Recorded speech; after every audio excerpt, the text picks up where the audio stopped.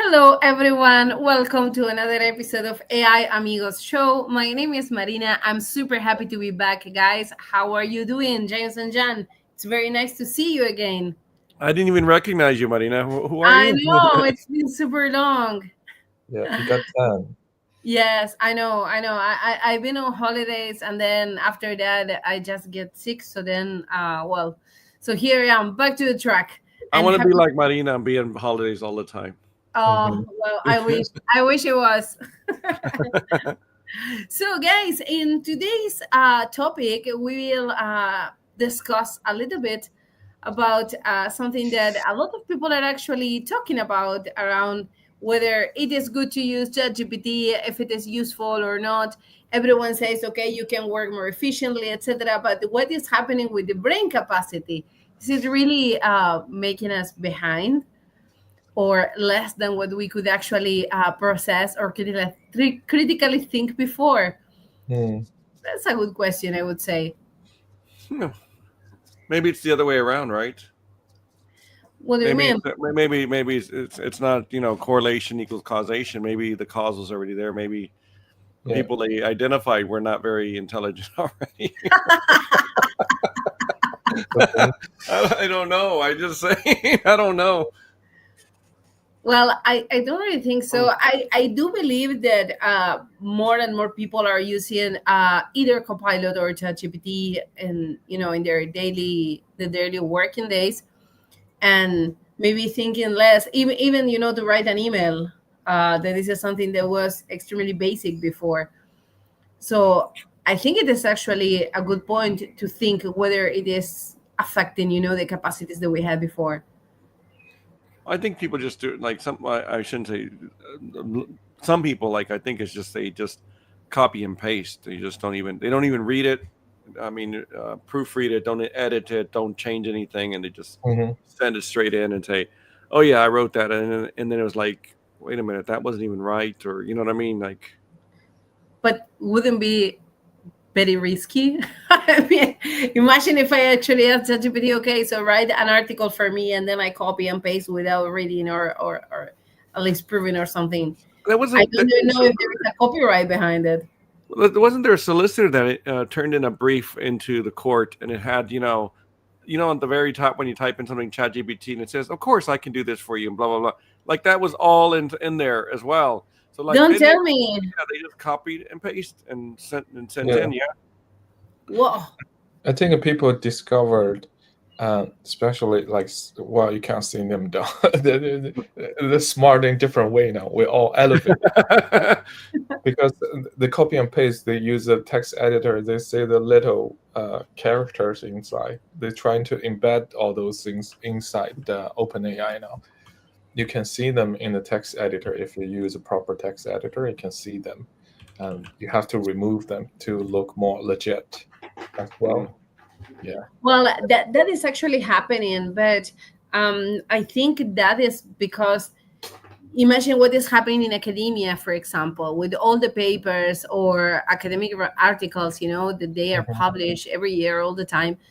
So you need to be able to tell whether it was actually a person or it was, artificial intelligence, and you can really see the difference sometimes when you read them. But the main point is you cannot accuse someone, just because you believe so. That's actually kind of a bit tricky as well. Mm.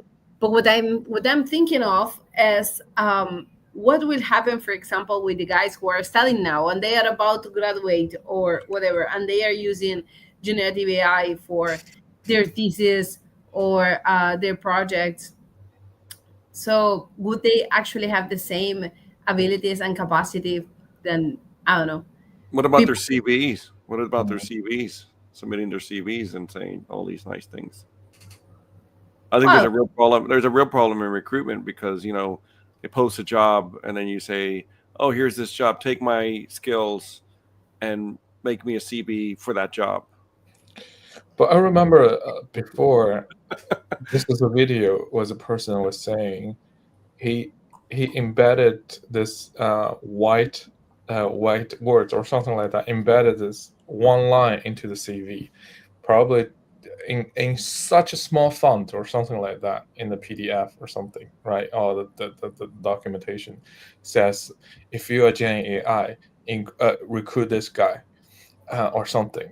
And then you have a massive amount of CV pumping into those systems, reading through which one has it, and then this person might not qualify at all. Boom, it highlighted. Okay, second round. You know. Well, I would say that generative AI is amazing. I always confirm that. You know that I'm super pro AI. Of course, this is why we're here as I would well. have never guessed that, Marina. But but on the other hand, um, I think that it will actually change the society as we know it. Because what I can realize is generative AI think a lot for us nowadays, and especially as for example what James is telling us, right? So then I have, or I found this job offer, match it with my skills. Here is my experience, my CV, whatever, and write it for me, and write a CV that matches the role. It's really hard because also the recruiters, they're using AI to match the description or Mhm. to match the role. So then in the end, imagine how many people they can actually match as well.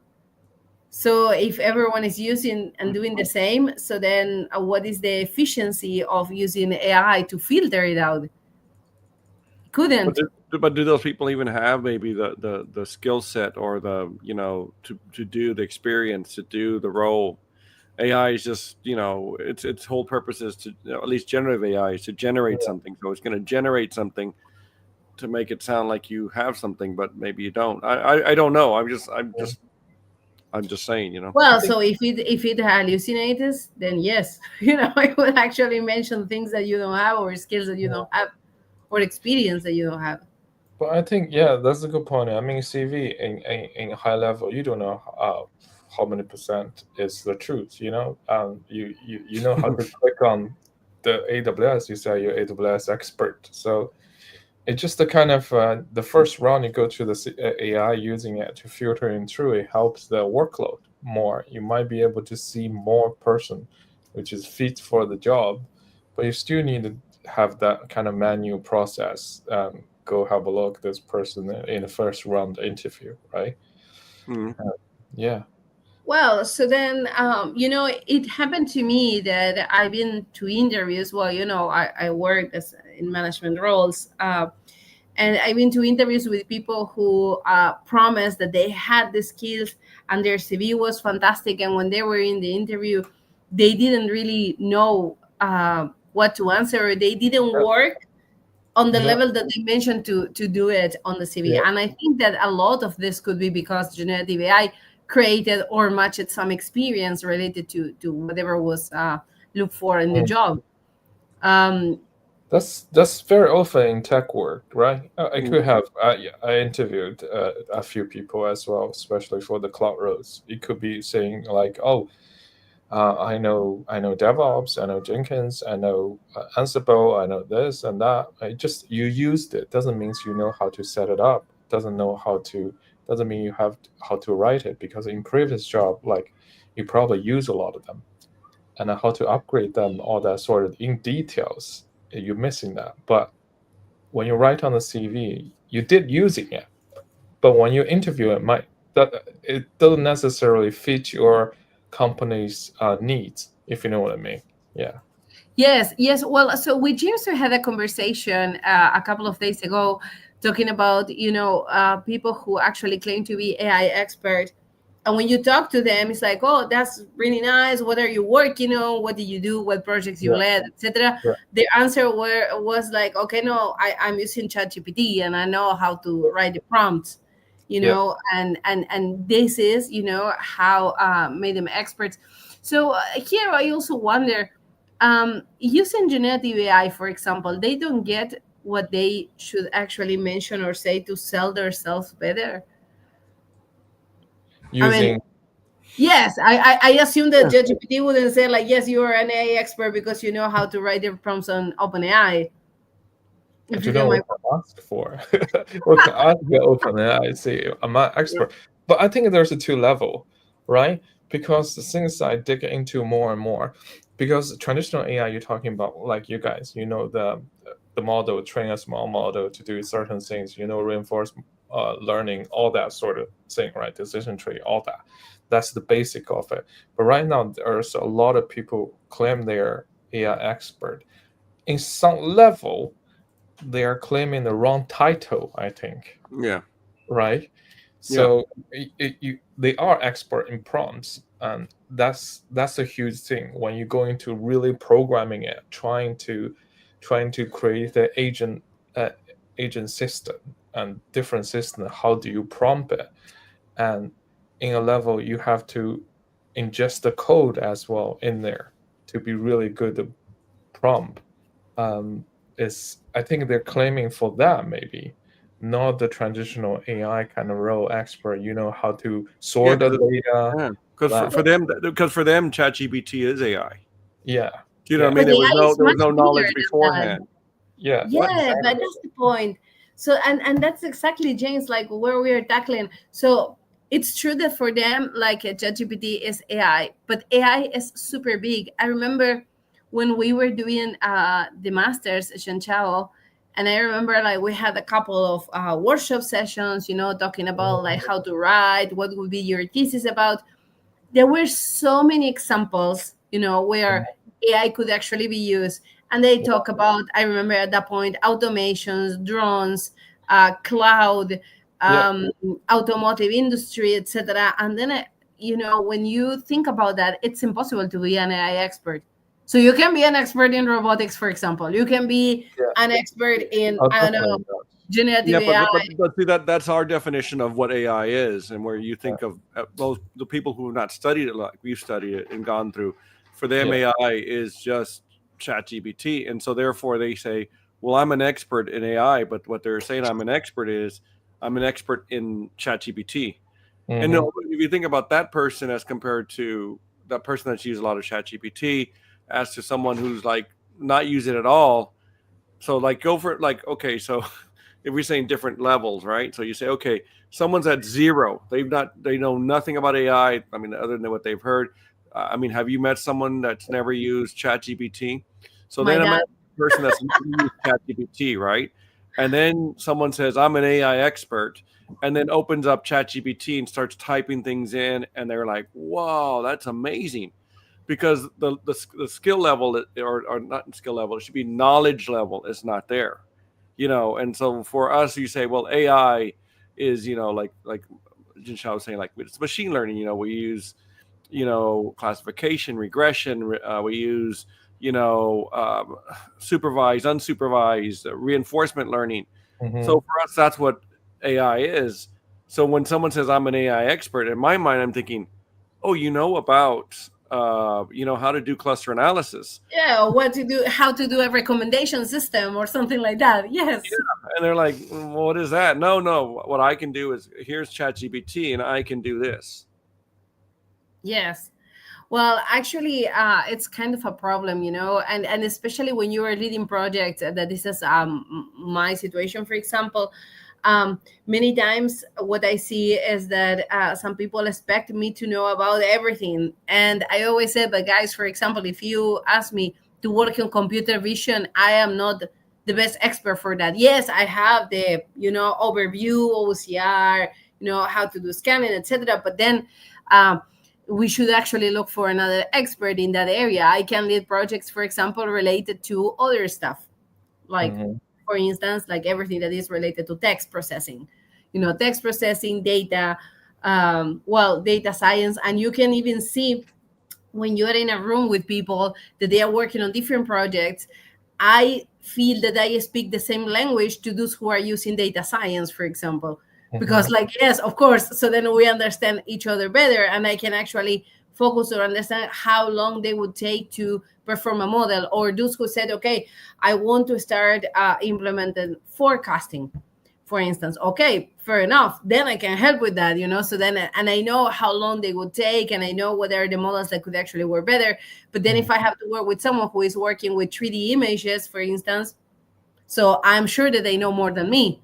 What I can do is maybe guiding them in the process. But coming back to this point, the main question here is, if these people are claiming to be experts because they know how to use ChatGPT and Mhm. this is what we are saying, so it means that they are actually becoming lazier, or is it touching everybody?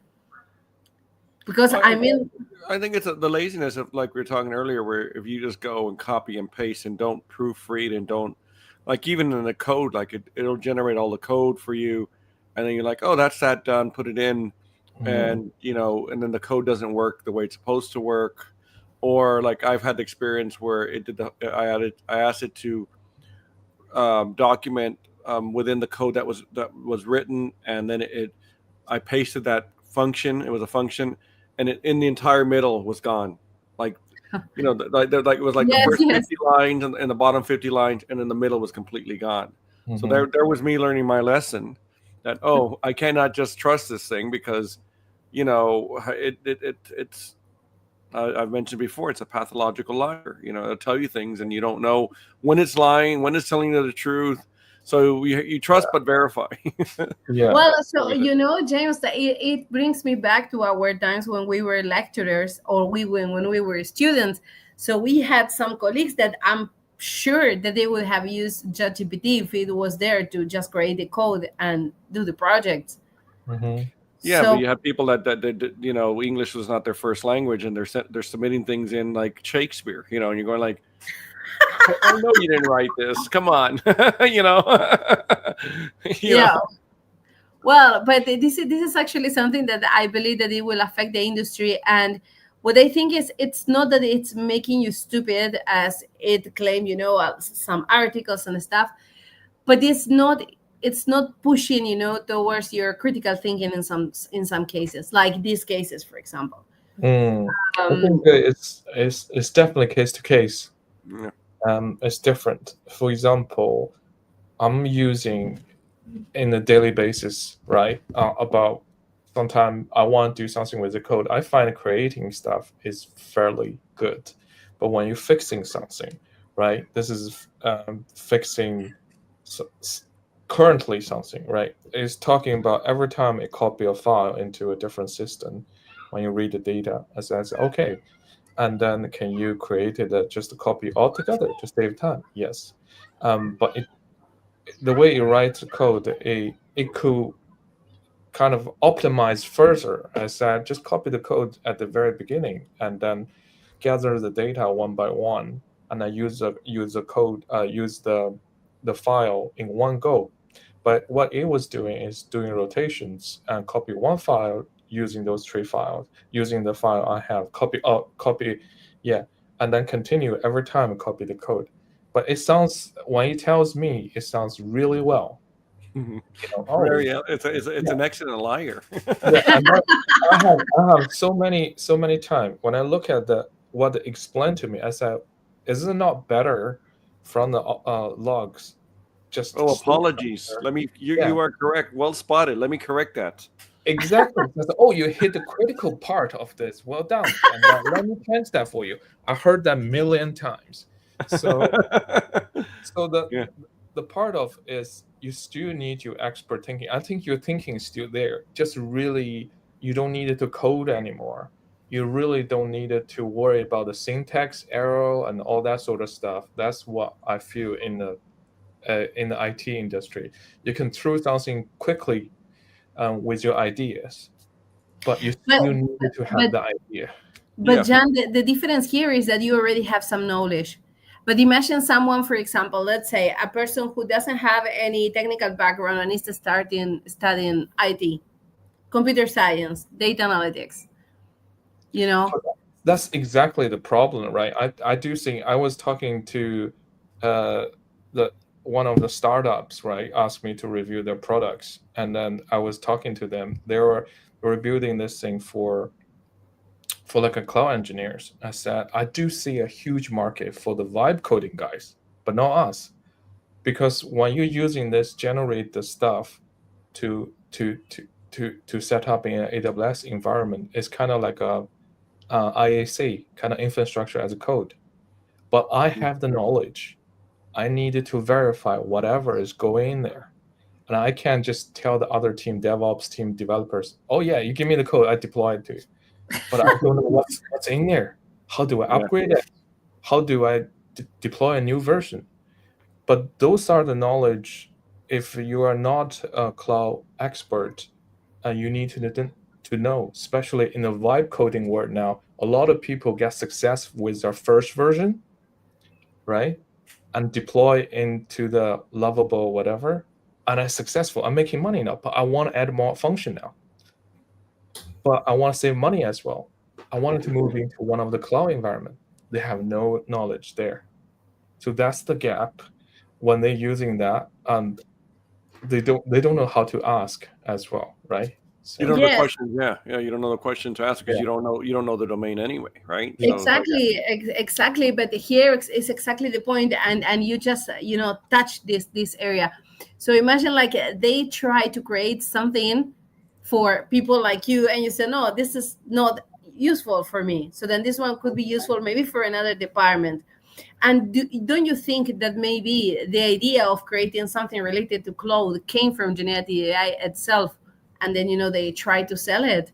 And this is where I go back to our original question. So is it actually affecting our critical thinking? yeah. I mean, I'm looking at the study here from it was from MIT Media Lab, and they yeah, basically took 54 students, right? yeah. And if anyone wants the link, just let me know. But it's MIT, and it is linked to MIT because I was like, it has a name MIT. I don't know if that's real, So I did verify that. But basically, they took 54 students and they looked at they measured the electrical activity in the brain writing essays, and they said they looked at students that were using ChatGPT Yeah. versus students that were using Google. Okay. And of course, they're being tested, so they know that they're being tested, Yeah. right? So Yeah. maybe behave a little differently. But apparently, they saw a lot less brain activity on the ChatGPT than they did on the Google search. Okay. Well, but it actually makes sense because ChatGPT is kind of digesting a little bit the information and give it to Mhm. you, Well, the right? conclusion they're saying is not. I don't think it was the MIT actually. Let me see here. What? But do they test it one day? This is a college life we're talking about. Is there no alcohol, no night out? Well, what I want to see. I want to see what do you call what is the name of their title, right? What is the abstract? What's the because I mean I can see here like this was the Daily Mail that's got the link Yeah. and Yeah. Yeah. so they maybe that the is it clickbait, is it the journalist wants us to look at this and came to their own conclusions Yeah. and used the basis of this study and then said oh, it makes people stupider, and they're just saying no, we see less brain activity. He didn't. Yeah. They never said it makes you stupider, but that's what does using ChatGPT make you stupid? Study finds. So less Well, brain but activity is stupid, apparently. it's actually out of context, but it makes sense that you use less brain activity when you're using generative AI, because as I Mhm. said, so then it digests the information for you. So then you don't need to go and look, for example, link by link, and analyzing exactly the information that you want. Even when you look now on Google search, you just have the first results with Top result. Gemini Yeah. at the Yeah. top. So then Yeah. you already have some digested information, and then you can continue reading if you want, or if you didn't find what you wanted. Um, Yeah. I think here it's just how you use it, right? Really, how you use it. And when you do a deep research or something with Gemini or any other thing, they always give you the site linked to that paragraph, right? You really, Yeah. if you really wanted to verify that, you have to click in and see what's the context out of that.